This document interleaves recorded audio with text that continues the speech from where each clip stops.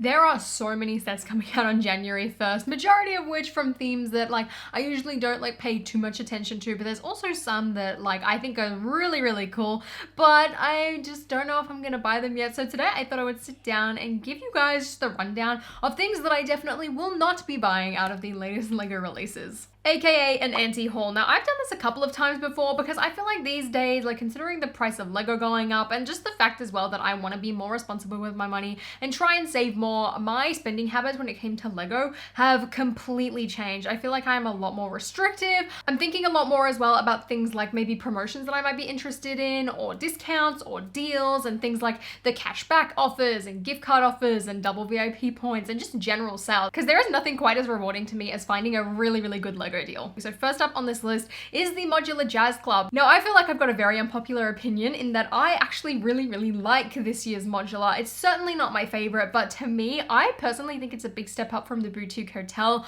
I didn't really like that one's color scheme. I thought the shape of it was really cool and the whole concept of a hotel, I loved that, but just the color scheme looked really off to me and I felt like it was a big sore thumb when put against other modulars. Whereas the Jazz Club, I feel like fits in a lot nicer, and like some of my favorites are the bookshop, the brick bank, and the police station, and it fits really nicely with all of them. I only really own 2 out of the 3, but still that is a contributing factor to me. Now, the thing with the modulars is that to me it's the perfect item for me to use my VIP points on and get a discount, considering you can only really buy it from lego.com. However, if I do that, I have a feeling it's not going to show up until the middle of the month, and if I'm going to be buying the modular on day one, like I want to have it on day one, which means I would have to get it from the Lego store, which is a completely separate VIP system here, which is really, really annoying. But also there are rumors that there will be like a pizza truck promotion coming out, which will probably coincide with the modular, given that it's got the pizzeria attached to it, sort of how they did like the taxi last year, coming out way after. So like if that's coming out, like why wouldn't I just wait to buy the modular then instead? And even then, if I'm already waiting,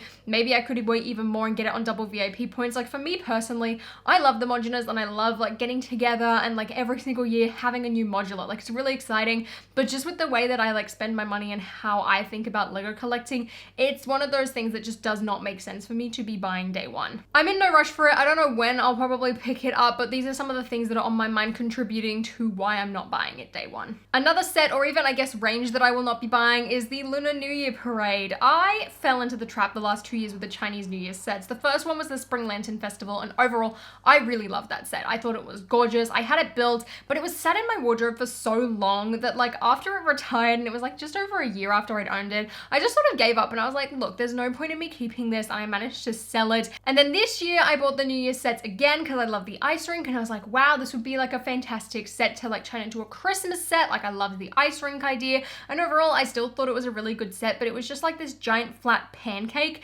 that like almost like 5 days after I built it, I was like, why did I even buy this set? So I do plan on selling that one as well once it retires. So this year, look, I'm not going to buy into it again. The parade is like pretty cool. It's not quite, I think, as good as the last 2 Chinese New Year's sets, but I still really like it. I want that purple spaceman though, like I want those pieces, which I'll just buy off Bricks and Pieces. The Lego float though is really cool, but I've just wanted to sell the last 2, so there's really no point in me buying into it again. Like I just know that I will be wasting my time and money, and that's just not worth it. God, I hate my hair today. Anyway, moving on. The next set that I will not probably be picking up, I mean, I'm not entirely decided on this one, but it's the new Hulkbuster. Oh my God. Now, overall, I think this is a fantastic build for a Hulkbuster. I think it is by far the best looking Hulkbuster that we have ever gotten from Lego. Way better than the really expensive ones, and even better than my favorite, which was the original Age of Ultron Hulkbuster. However, I just have a problem with Marvel mechs and like Hulkbusters in general. I did an entire video about it. I'm just tired of them. I feel like I've gotten far too many of them back to back, like it's constantly being shoved down my throat, that I am just sick of it. And as cool as this set is, I really don't want it. I don't care about like the Outrider, like Thanos, like demon things. I don't care about Okoye because she's exactly the same as the one that I just bought in the War of Water set, which I got for 50% off, except she's got some shoulder pads, which again, can buy on Bricks and Pieces. Bruce Banner's cool and everything, but like maybe I could get him for $10 on Bricklink. Like as cool as this Hulkbuster is, I've got one, I don't need this one. I've got one of this model as well, which was like the Infinity War one. I'm not gonna get it unless it's like 30 or 40% off. At that point, maybe I'll be swayed because at the end of the day, it does look really good,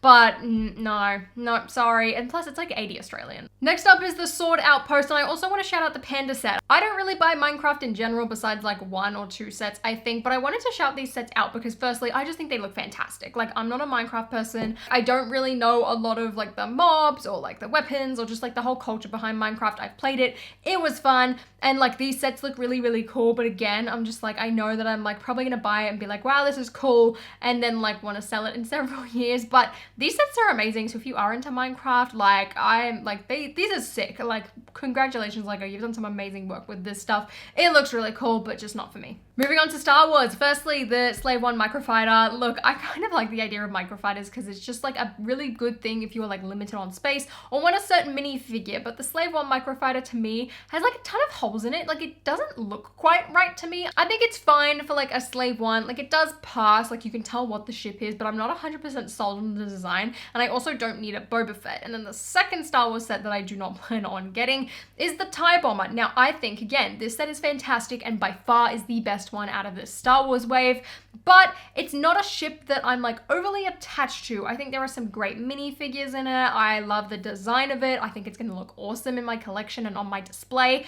But for me, that's a perfect May the 4th set because it's not one that I'm like desperate to run out and get, but it is a set that I really like the look of and want to get. So for me, I'm getting that in May. I'm getting that on May the 4th. That's going towards my promotions, and maybe I'll get like a couple of the upcoming dioramas or something as well to push me over the spending limit. But that TIE Bomber is going to get me a significant chunk of the way there. So I'm just going to wait. Like, there is no point in me buying it now. Next up is the Miles Morales and Morbius set. Look, Morbius, it's a funny meme, and admittedly, he would go really nicely in my Daily Bugle display full of a ton of other Spider-Man villains, especially because he has a reference in that set, but I just can't do it. I hate the look of this car, and like buying this set purely for the 2 minifigures to me does not make sense unless it's like really, really, really heavily discounted, because I do want Morbius and I would really like a version of that Miles Morales because, I mean, he doesn't have a jacket on like the ones I have, and that is a really big selling point for me, especially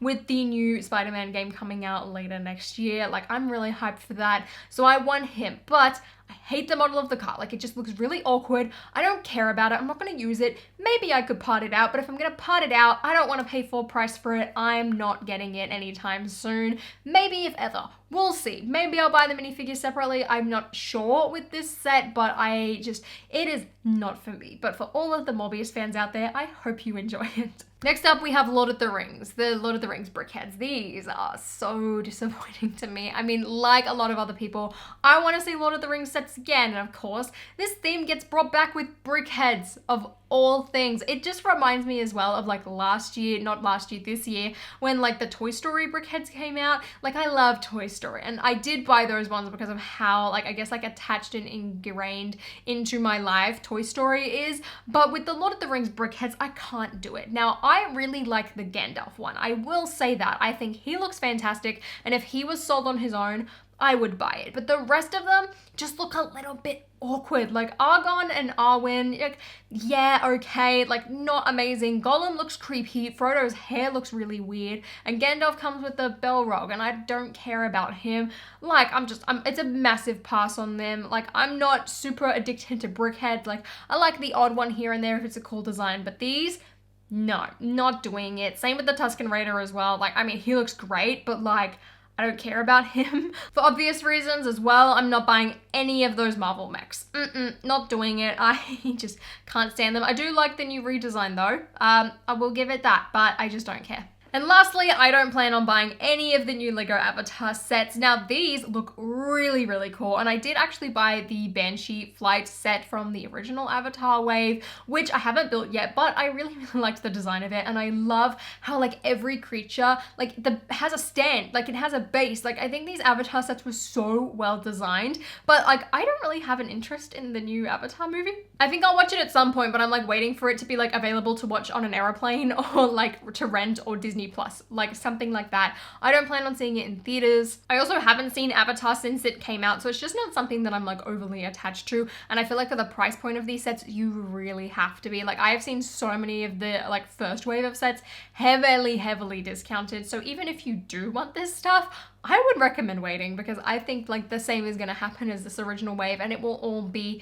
very cheap if you like give it a month or two. But these are fantastic, and I would love to see more sets appear like the Avatar wave ones in the future, because they were just like incredible. So those are all of the sets that I do not plan on buying anytime soon. Overall, I feel like January is a very solid wave, and I'm really excited to like experience the sets in hand, because I feel like there might be some where I'd like look at them and think they're great, and then maybe like get them in hand and be like, actually, like this isn't as good as I'd hoped. I probably won't buy much on release day, but I will still make a vlog and do a little haul once I like go and do it, just because I find it so much fun to like go to the Lego store on a release day, and just everyone is so hyped and excited to be there. Like, it's just a really fun environment to be a part of. And let me know what you plan on buying and don't plan on buying in the comments down below. And if you guys enjoyed this video, please give me a thumbs up and consider subscribing to my channel down below. And until next time, guys, I'll see you later.